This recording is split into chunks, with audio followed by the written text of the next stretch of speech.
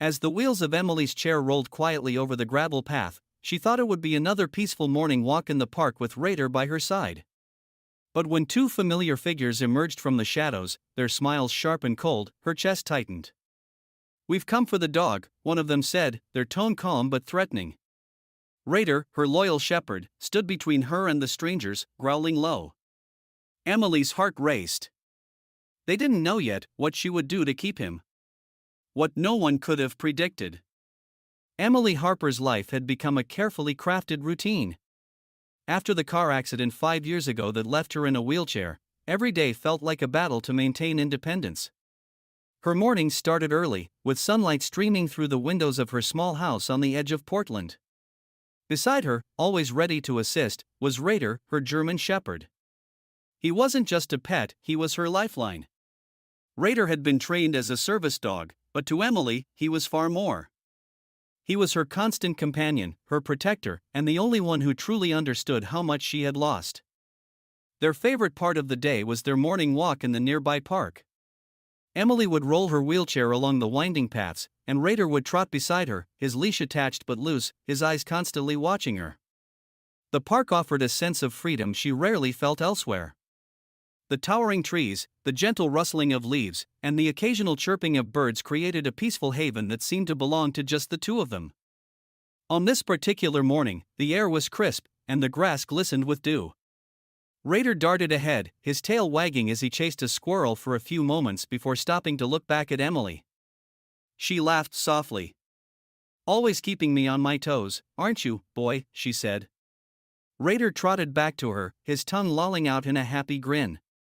Emily stopped her wheelchair near a quiet bench, watching as Raider explored nearby. It was in that moment, as she sat in the stillness of the morning, that she heard voices behind her. At first, she didn't pay much attention, people walked their dogs here all the time. But as the voices grew closer, something about them tugged at her memory. They were sharp, familiar, and unwelcome. When she turned, her heart sank. James and Karen, her former neighbors, were walking toward her. She hadn't seen them in years, not since the accident, and the sight of them sent a cold chill through her.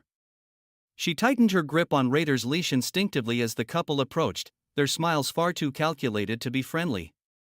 "Emily," James said, his tone falsely casual. "Long time, no see." Emily's hands gripped the armrests of her wheelchair as James and Karen came closer. Raider, sensing her tension, moved to stand protectively beside her. His ears perked up, and his gaze stayed fixed on the approaching couple. "What are you doing here?" Emily asked, her voice steady but guarded. She hadn't spoken to them since the months after her accident, and seeing them now felt like a ghost from a life she'd left behind. James smiled, though it didn't reach his eyes. "Oh, we're just out for a walk. Nice park you've got here. We didn't expect to see you." He paused, his gaze dropping to Raider. "And especially not him." Emily's stomach turned. "What are you talking about?" Karen stepped forward, crossing her arms. "You know exactly what we're talking about. That's our dog. Raider. Or should I say Max? You took him from us after your accident." Emily's breath caught in her throat. "That's not true," she said sharply. "I adopted Raider from a shelter 2 years ago. He's mine." Karen tilted her head, feigning sympathy. "Come on, Emily. You know he was ours. He ran away, and somehow you ended up with him. Look, we're not here to fight, we just want what's rightfully ours." Emily shook her head, her voice rising. "He wasn't yours. The shelter told me he had no owners. I have all the paperwork to prove it." James stepped closer, his smile now gone. "Paperwork or not, we have photos of him from before. We raised him. You can't keep him." Raider let out a low growl, standing firmly in front of Emily. She placed a hand on his back, trying to stay calm. "You're wrong," she said firmly. "Raider is my service dog. He's my family. You're not taking him." Karen sighed, shaking her head. "We're not here to argue, Emily. But if you won't hand him over willingly, we'll have to take this to court. Emily felt her chest tighten, a mix of anger and fear swelling inside her. Do what you want, she snapped. But you're not taking him from me. James smirked, as if her defiance was exactly what he expected. We'll see about that, he said before turning away. Karen followed, glancing back at Rader with a look that made Emily's skin crawl. As they walked away, Emily sat frozen, her heart pounding. Rader leaned against her leg, his warm, steady presence grounding her. She stroked his fur absent-mindedly, her mind racing. She couldn't let them take him. He wasn't just her dog, he was her lifeline, her reason to keep going. Whatever it took, she would fight for him. Emily sat at her kitchen table that evening, a stack of papers spread out before her. Rader lay at her feet, his head resting on her lap, as if sensing her unease. Her adoption papers, veterinary records, and certification proving Rader was her service dog were all there, but the threat from James and Karen lingered in her mind. Could they really take him away? She picked up her phone and dialed Liam, her old friend and lawyer. The line rang twice before he picked up. Emily? It's been a while. What's going on? Her voice wavered slightly as she explained the situation. They're claiming Rader was their dog before I adopted him. They said they're going to take me to court. Liam listened patiently before speaking. Do you have proof of adoption? Records from the shelter? Yes, Emily said firmly. Everything's in order. They have no legal claim, but I know how manipulative they can be. They're determined, Liam. And I don't know if I can handle this. You don't have to do this alone, Liam reassured her. Send me all your documents, and I'll look into their claims. But Emily, they can't just show up and take your dog. You have rights, and Rader is legally yours. His words gave her a small measure of comfort, but the fear lingered. After hanging up, Emily spent the rest of the night gathering every bit of evidence she had. The adoption paperwork, notes from the shelter volunteer who had worked with Rader, and even photos of her and Rader from the past 2 years, all of it went into a folder. The next morning, Emily received an official letter from James and Karen's lawyer. It was a demand for Rader, stating that they would proceed with legal action if she didn't comply. Her hands shook as she read the letter, but she reminded herself of Liam's words. She wasn't going to back down. As the week went on, Liam began building her case. He found inconsistencies in James and Karen's claims, and the shelter confirmed that Rader had been abandoned with no registered owner before Emily adopted him. Still, the anxiety weighed on her. Every time she thought about losing Rader, it felt like the ground beneath her was crumbling. One evening, while sitting on the floor next to Rader's bed, Emily rested her head against him. We're going to get through this, she whispered, her voice thick with emotion. Rader licked her hand, his steady presence reminding her why she had to keep fighting. He wasn't just a dog, he was her partner, her anchor, and the reason she hadn't given up. Whatever James and Karen tried, Emily knew one thing: she wouldn't lose him without a fight. The courtroom was quiet, the kind of silence that pressed against Emily's ears and made her pulse feel louder than it should.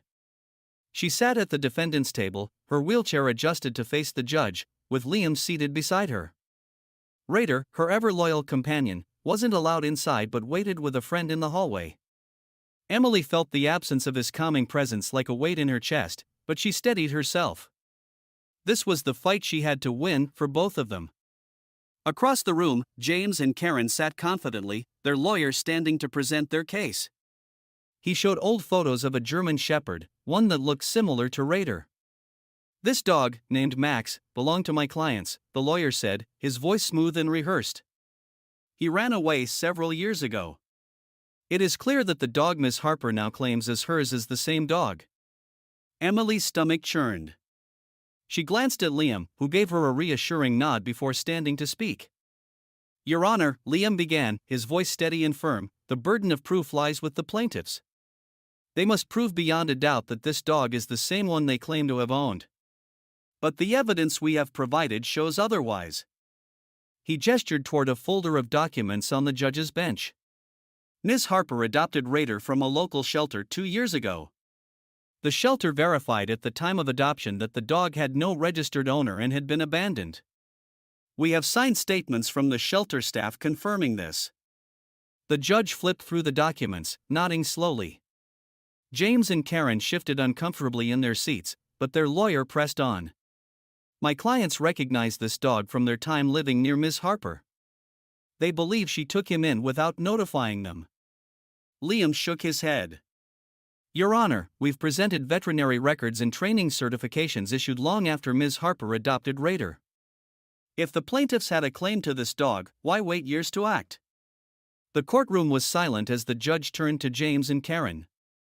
Why didn't you take steps to retrieve this dog when you allegedly saw it in her possession years ago? Karen faltered, her voice wavering. We didn't realize it was him at first. And then we moved away. It was a weak excuse, and Emily could see the judge wasn't convinced. But the turning point came when Liam called a witness, a volunteer from the shelter where Emily had adopted Raider. The young woman stepped forward, holding a detailed report from the day Raider was taken in. This dog was brought to us after being found wandering the streets, she explained. We scanned him for a microchip, there was none. He was underweight and had no tags or collar. There was no way to identify an owner. Ms. Harper adopted him legally after completing all the required steps. James and Karen's lawyer tried to argue, but it was clear their case was crumbling. The judge asked a few more questions before leaning back in his chair, thoughtful. Finally, he spoke. Based on the evidence presented, it is clear that Ms. Harper legally adopted Raider, and the plaintiffs have failed to provide sufficient proof that the dog belonged to them. This court rules in favor of the defendant. Case dismissed. Emily felt the weight lift off her shoulders. Her hands trembled as she turned to Liam, who gave her a proud smile. Relief flooded through her as she realized it was over. Raider was hers, legally and without question. As she left the courtroom, she found Raider waiting for her in the hallway. The moment he saw her, his tail wagged furiously, and he nuzzled her hand. We did it, she whispered, tears welling in her eyes. Raider's warm presence was all the reassurance she needed. They were going home together. The sun was setting by the time Emily rolled out of the courthouse with Raider by her side. The evening air was crisp and carried a sense of peace she hadn't felt in weeks. As they reached the sidewalk, Liam walked beside her, holding a folder with the final paperwork from the case. You did it, Emily, he said, smiling down at her. You stood your ground and won. Raider is yours officially, legally, and without any question. Emily let out a shaky breath, her hand resting on Raider's head. I don't think I could have done it without you, Liam. Thank you. He shrugged, grinning. You didn't need me as much as you think. You've got more strength than most people I know. Raider, as if sensing the weight lifted from Emily, wagged his tail and nuzzled her hand. She smiled down at him, her voice soft.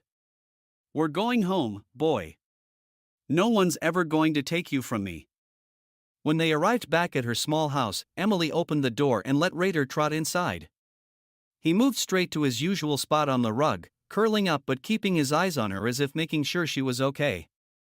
Emily wheeled herself to the kitchen, taking a moment to let everything sink in. For weeks, she had lived in fear of losing him, but now, that fear was gone. Later that evening, as Emily sat on the floor beside Raider, she felt the tears finally come. They weren't tears of sadness, but of relief. She ran her fingers through his fur, her voice trembling as she spoke. You've been with me through everything, haven't you? I don't know what I'd do without you. Raider lifted his head and licked her cheek, his eyes steady and warm. In that moment, she realized that Raider wasn't just a service dog or a companion. He was her family, her reason to keep pushing forward even when life felt impossible. The next morning, Emily woke to find her inbox flooded with messages. News of the court case had spread, and her story was being shared online. Strangers from all over the country wrote to her, offering words of support and sharing their own stories of how animals had changed their lives. Some even donated money to help her with Raider's care and her own medical expenses. Emily was overwhelmed by the kindness pouring in. For so long, she had felt alone in her struggles, but now she realized just how many people were rooting for her and Raider. She made a quiet promise to herself to pay that kindness forward whenever she could. Days turned into weeks, and life slowly returned to normal. Raider continued to be her constant companion, his presence a reminder of the bond they had fought so hard to protect. Every morning, they returned to the park for their walks, enjoying the quiet peace they had reclaimed. One evening, as Emily sat on her porch watching the stars, Raider lay at her feet. She reached down and stroked his fur, her voice quiet but steady. "You're more than just a dog, Raider. You're my hero. And no one will ever take you away from me again." Raider thumped his tail against the wooden porch, his contentment clear. Together, they had faced a challenge that had once seemed impossible, and now they had something stronger than ever: hope, trust, and a bond no one could break. This story is a powerful reminder of the strength of the bond between a human and their animal companion. Emily's journey wasn't just about fighting for Raider, it was about reclaiming her sense of agency and showing the world that true strength doesn't come from physical ability, but from resilience, love, and determination. Raider wasn't just a service dog, he was a symbol of hope, trust, and second chances. For Emily, he was more than a lifeline, he was family. The fact that she fought so fiercely to protect him, even in the face of manipulation and threats, speaks to the lengths we're willing to go for those we love. The story's ending isn't just satisfying because Emily won the court case, it's uplifting because it highlights the best of humanity. The support she received from strangers after her story became public shows that compassion and kindness still exist, and that standing up for what's right can inspire others to do the same. Ultimately, this is a story of survival, loyalty, and how two broken souls, Emily and Raider, found strength and healing in each other. It leaves us with a simple but powerful message: love, in any form, is worth fighting for.